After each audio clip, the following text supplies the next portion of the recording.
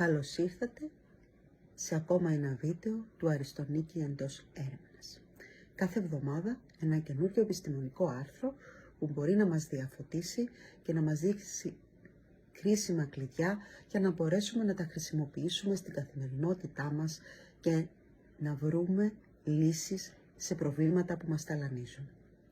Έχετε αναρωτηθεί ποτέ γιατί ο εγκέφαλός μας επιλέγει τις πιο ακατάλληλες στιγμές, όπως στις 3 το βράδυ, για να ξεκινήσει μια αναλυτική ανασκόπηση όλων των λαθών του παρελθόντος ή των χειρότερων σεναρίων για το μέλλον?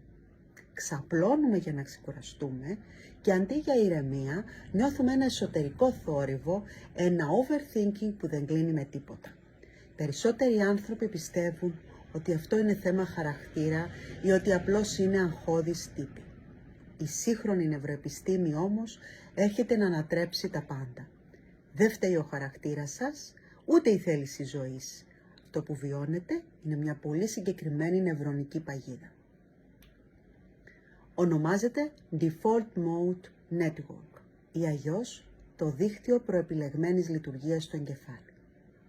Καλώς ήρθατε λοιπόν στο Αριστονίκη εντός έρευνας. Σήμερα θα δούμε πώς το δίκτυο αυτό σαμποτάρει την ηρεμία σας, τι αποκαλύπτει η επιστήμη, αλλά και πώς μπορούμε στην πράξη να το απενεργοποιήσουμε. Ας δούμε τι λέει η επιστήμη. Πρόσφατα δημοσιεύτηκε μια εξαιρετικά σημαντική μελέτη στο Διεθνές Επιστημονικό Περιοδικό Nature Communications Biology από τον Dr. King και την ερευνητική του ομάδα. Οι ερευνητές προσπάθησαν να απαντήσουν στο εξής ερώτημα.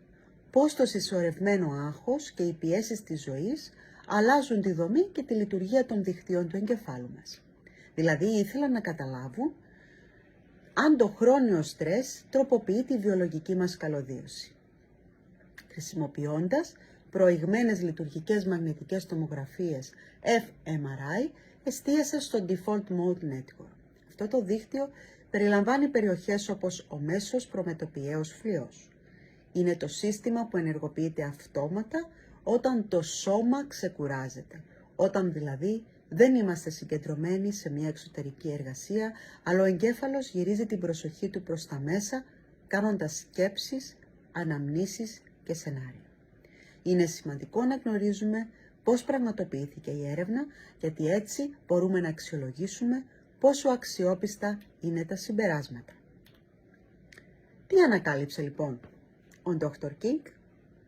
Τα ευρήματα ήταν εντυπωσιακά και οι συσχετίσεις ήταν στατιστικά σημαντικές.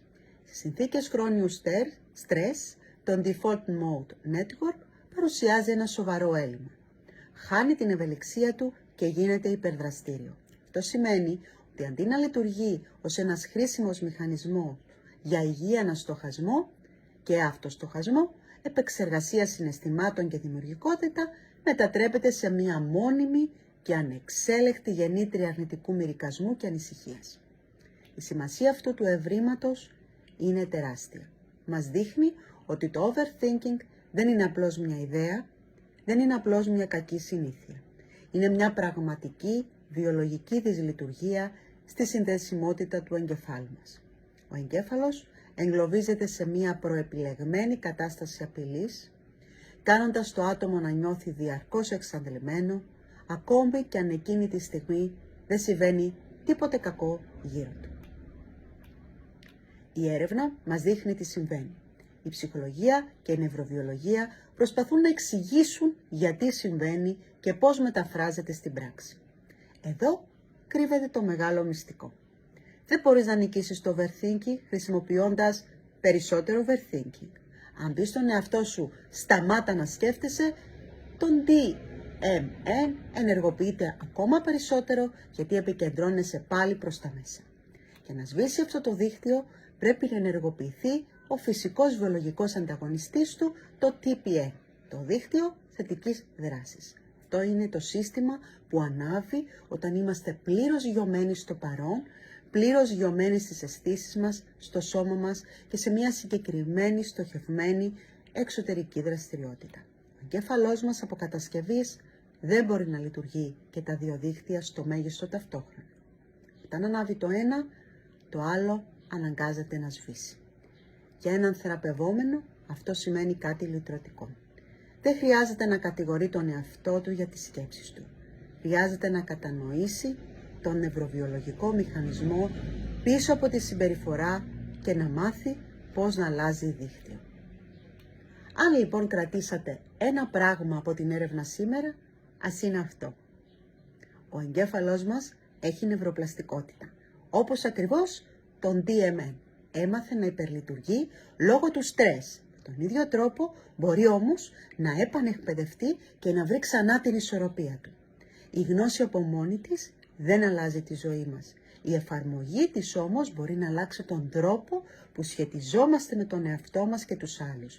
Και αυτή η αλλαγή των νευρονικών μονοπατιών δεν γίνεται με μαγικά ραβδιά. Απαιτεί μια δομημένη διαδικασία ακριβώς όπως αυτή που εφαρμόζουμε βήμα-βήμα στο ασφαλές πλαίσιο της ψυχοθεραπείας, μετατρέποντας την επιστημονική θεωρία σε καθημερινή βιωματική πράξη. Εμπιστευτείτε τον ψυχοθεραπευτή που θα σας κάνει κλικ, που θα ταιριάξετε και που είναι πιστοποιημένος, έχει άδεια ισχύσεως επαγγέλματος και έχει εμπειρία σε αυτό που σας ενδιαφέρει. Αν σας ενδιαφέρει η επιστημονικά τεκμηριωμένη ψυχολογία, μπορείτε να ακολουθείτε τη σειρά Αριστονική Έντος Έρευνας. Κάθε εβδομάδα επιλέγω μια πρόσφατη μελέτη και συζητάμε πώς μπορεί να αξιοποιηθεί στην πράξη. Ολόκληρος ο σύνδεσμος της έρευνας θα βρίσκεται στην περιγραφή του βίντεο. Σας ευχαριστώ πολύ που αγκαλιάσατε αυτή την προσπάθεια και είστε μαζί μου. Να είστε καλά και θα τα πούμε στην επόμενη έρευνα. Η έρευνα εξηγεί το γιατί. Η ψυχοθεραπεία μας βοηθά να το αλλάξουμε. Γεια σας.